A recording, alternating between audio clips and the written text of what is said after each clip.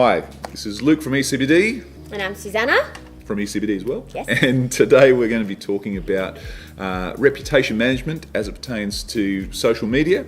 And Susannah is very qualified to talk about that. So we're going to do this in more of a question and answer style, which hopefully be a lot of fun and we'll get a lot out of it. So can you tell us about your background when it comes to reputation management? Sure. Well, from 2011 to 2016, I managed the company Dialogics, which was a social media monitoring company, one of the first in Australia.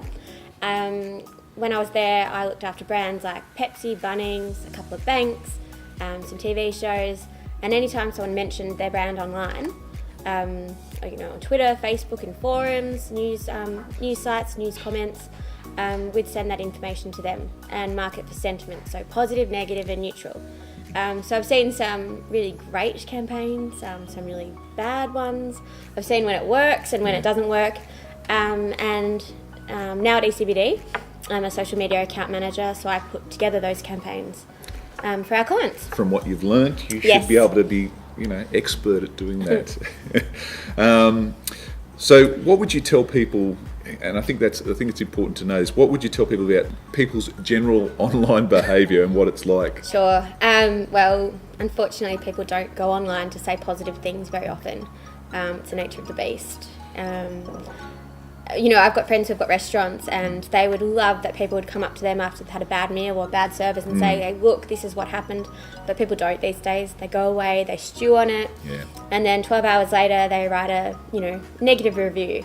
It might have been more constructive if they've come to the person, at that time, but it's just not how people do things these days. Yeah, it's really unfortunate that people do that. And unfortunately, we were talking about this before, that, people say things to other people online that you would never say to somebody in person, and it really, they get this kind of courage to say these really horrible, mean things when, you could just resolve it just by having a conversation. But unfortunately, that's just not the case.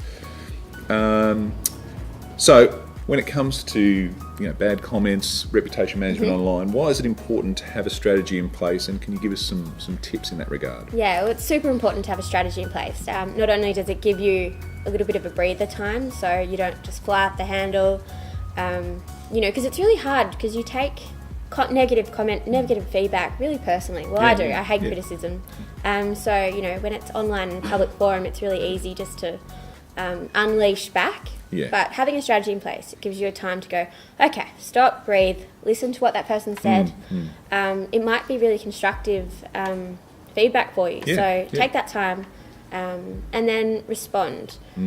So you can have some stock responses, but wouldn't suggest using just a stock response every time. Personalise it, inject some humour, or keep it serious if it's something that needs to be very serious. If you're working for a big corporation, it keeps everyone who's working on your social media, towing the company line. This is how we respond to this particular situation. Yes, and some companies might often have the same, people commenting negatively about a certain service, but it's not the company's fault. No, it's just it's just people's perception or misperception. So having that strategy, if someone says this about this is how we respond. And then injecting some personality into it. No, definitely.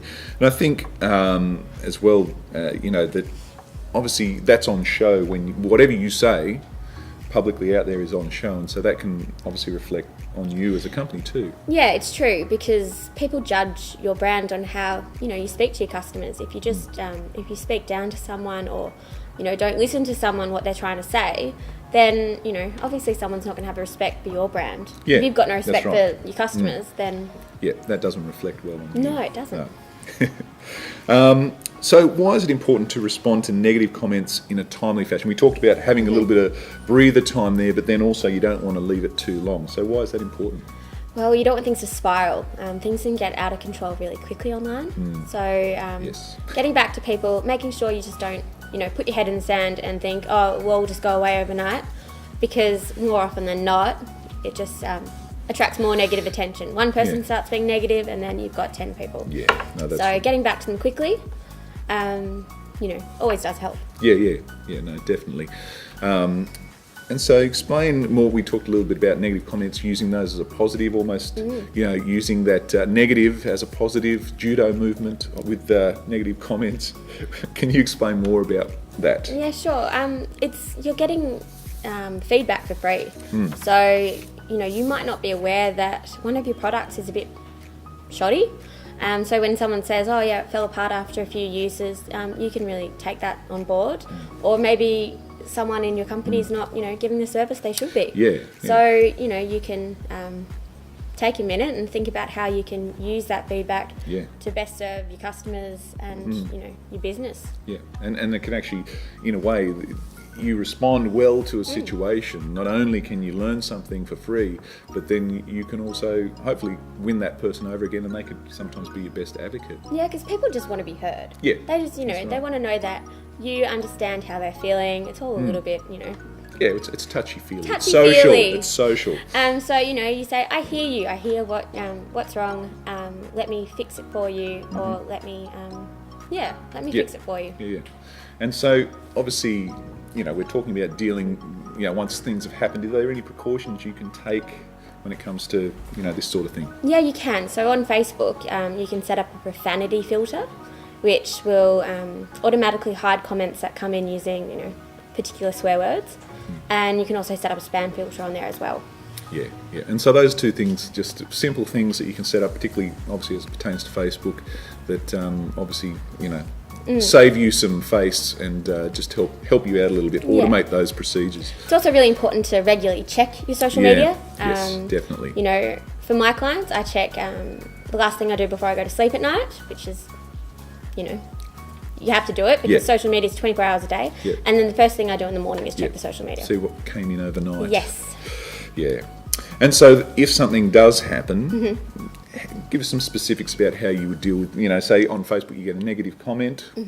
How would you? Well, if it's not constructive, if someone's just being a bit of a troll. Can you explain troll for us? Yeah, sure. A troll is someone who just goes online to stir up trouble, got nothing better to do. Yep. Yes. They're bored. Seems to be a lot of them on YouTube, I find. Yes, forums especially. They can turn really nasty. So they're just being unconstructive, saying, I hate this stupid company, and not giving a reason. Yeah. It's tricky, you've got to gauge when you want to just hide a comment, which is what you can do on Facebook. And so you can hide it so that the person who's left that comment, they can still see it, but the public can't see it. So they're not really alerted to the fact that you've mixed it so nobody, so you've contained it. Yes. Yeah. And so we talked about not deleting. Yes, don't delete. That's not best practices. Yeah. And also, I guess, I think we touched on it, I don't know if when we were talking before, we were talking about taking things offline as well. That's another option. Or private. Certainly. So it's really useful to respond publicly so that other people see how you're responding and then get back to them privately. Yeah. You can also take things offline, as Luke said. That way, you can really get some good feedback. You can hear what they're saying. And then, in a couple of weeks' time, get back to them again and say, were you happy with our customer service? Yeah.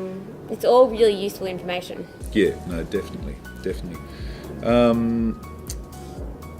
All right, and I guess, what are some other things that you can do? We talk about, checking your profile regularly, and obviously checking your profile regularly, not just for bad comments, obviously for good as well, because that's important. So any other suggestions as far as when it comes to social? Sure. Well, it's really good to check to make sure you are responding to those positive comments, just going off our negative comments for a bit. Facebook really wants you to have those conversations with people. So, starting up a chat, it's always good. Another thing you can do is use a system like Google Alerts, which lets you know when those negative alerts have come in. Negative, when your company's been mentioned online. Yes, yeah. And then we've also got a system called Reputation Builders, which not only asks your customers to leave reviews for you, it also funnels reviews from Facebook, Google, TripAdvisor, and you get sent an email straight away to let you know that something's been said, so then you can jump on it. Which is hugely important. I think, especially if you're in a service business where you do have maybe lots of clientele coming through, like a restaurant or something like that, and or a big online shop, e-commerce and that kind of thing. Having those tools, those automated tools, to not only attract reviews, which Reputation Builders does, but also then lets you know, hang on, there's a problem. You can't be everywhere at once. I think that's the big thing. Okay, so one of the things we were talking about, you can. That's right. This is another. So Facebook, you can delete reviews. Is that right? No, you can't. Well, you can delete your whole review section on Facebook. Okay. You can't just delete a review. A review. But you can flag a review. You can flag them with Facebook. You can, let them know that someone's maybe reviewed the wrong company, or maybe this person. If you can prove that this person's never been a customer, that also can help. But look, Facebook are